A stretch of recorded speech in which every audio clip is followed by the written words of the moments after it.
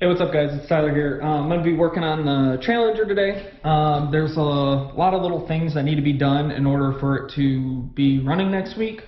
I didn't put this on Instagram. Basically, I had a problem with the fuel rails. I tried modifying it. What I did was I bought a dash 8AN fitting because my fuel system is all 8AN.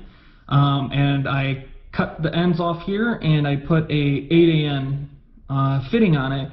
But this rail specifically kept leaking. It just kept cracking as I was welding it, so I just kept welding it, and after so many times of welding it, it's still seeping, so I just decided to have my tuner order me Hellcat 4 rails. Obviously, I can't use 392 since the blower is there, so those will be here this week. Along with the drive shaft. I'm picking them both up the same day the drive shaft is being made. I just have to grab the slip yoke out of the trans, and then I'm going to head there. They're going to balance it, and it'll be ready to drive. There's obviously a lot of little things that need to be done. So first thing is this exhaust right here. It comes really close to the brake lines down there and the harness that goes to the headlights. So what I'm going to do is, it's in these brackets right here. I'm going to take these bolts back out and I'm going to actually move the holes like a little over. I'm not going to move them. I'm just basically going to make them kind of slotted.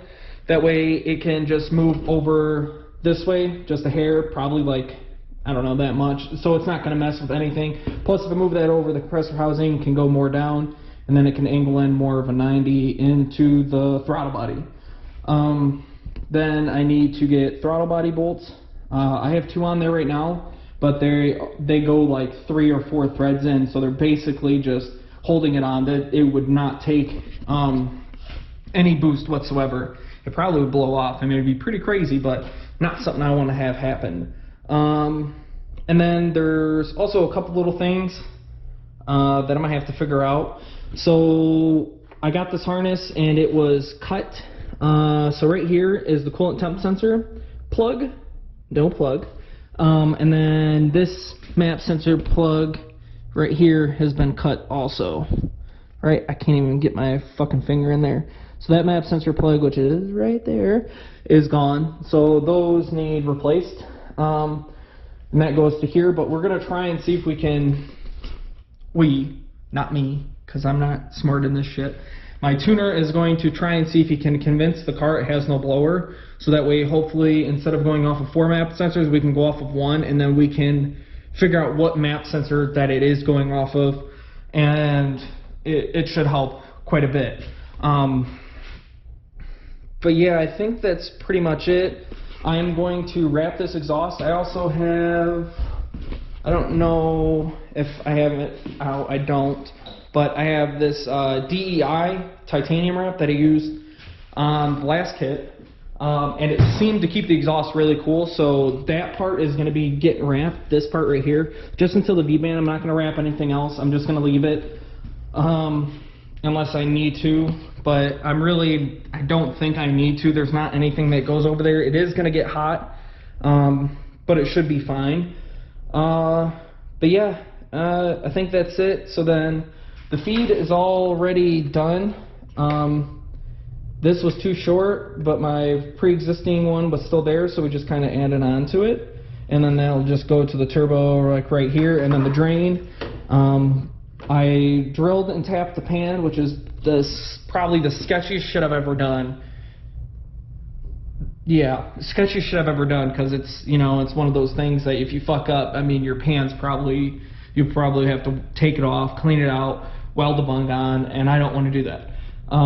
So I have to cut this and size it to where the turbo's at. Unfortunately, I don't have any bolts for the turbo, so I can't put the turbo on and hold it on. But here's the turbo. It's upside down, but I mean, this thing is honestly, it's monstrous.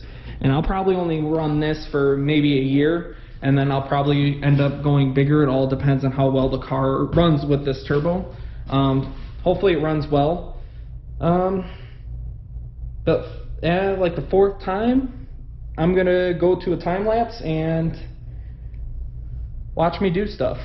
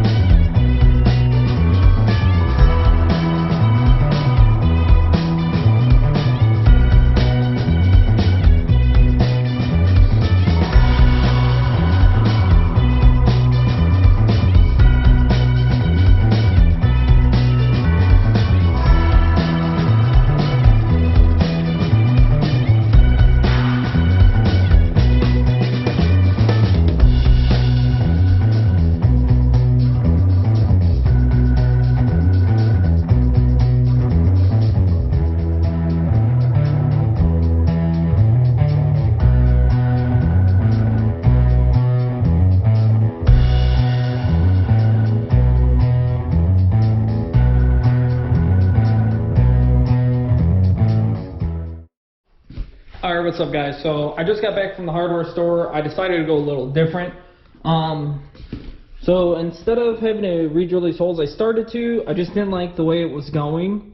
So what I ended up doing is popping this brake line out, which I probably don't have to now because I can move this all over.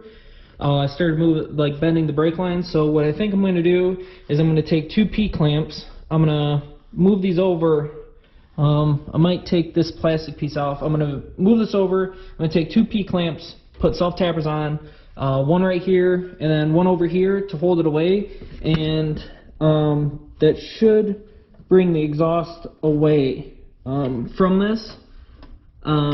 Plus I have a little room to go like just a hair like that way. So even though, I mean, it's not much, but it does definitely open up room.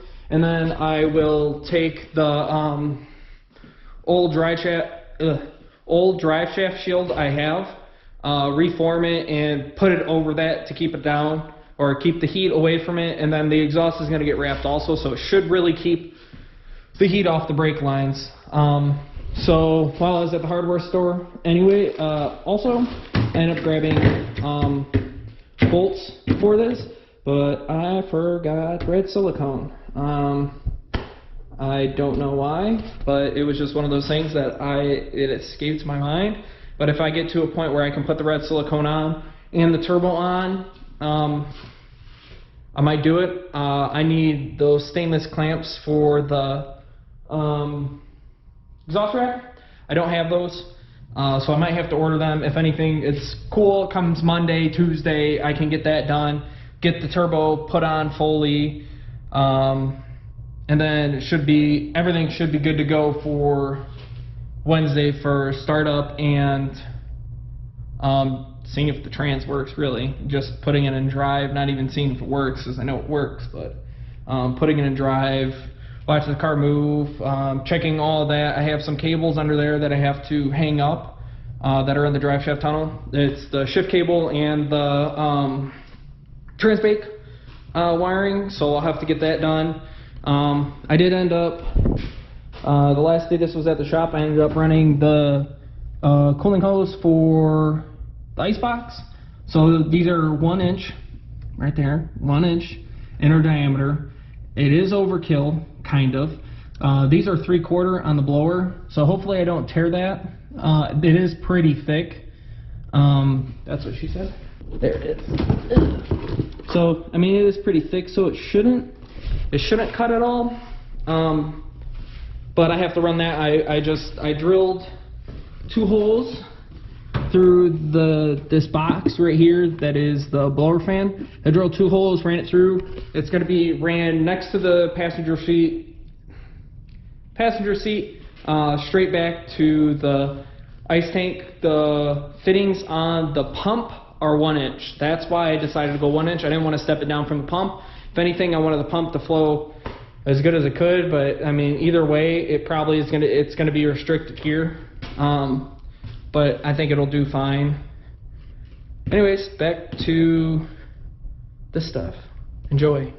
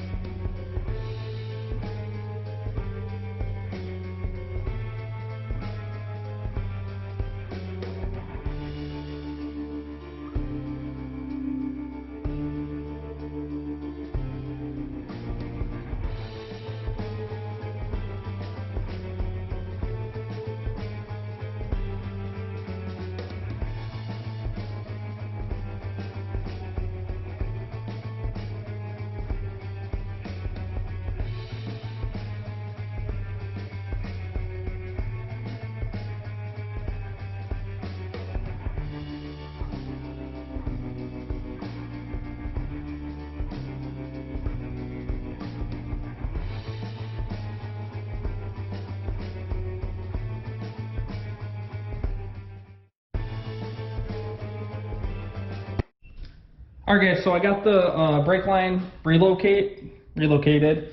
Just moved a little bit. Since I did get the bolts for the turbo, I decided to bolt it up. So found out like right in here needs shaved down a little bit because of this. I might shave that down also. That'll need to shave down just a tad bit too. For some reason, it seems like it's moved from when it was at the shop. It definitely wasn't this far up. That never hit. So I'll just shave that down. But basically, it only took one worm clamp. Take this out right here. This stuff is the drive shaft material. As you can see, it has insulation in it. It looks like fiberglass. So this will be good heat resistance for that. And so, I mean, it'll be like dual layer. You have this that'll keep the heat off the brake lines, and then the exhaust will be wrapped at the same time. So it should really, really help. But yeah, as you can see, I got one worm clamp right there, which if you look over here, you see, terrible picture, but there is a space between it. So it should work out good, hopefully. And if I notice any issues, I'll probably use like an IR thermometer just to shoot that area to make sure that it's not heating the brake line, but the exhaust wrap alone should keep the temperatures down quite a bit.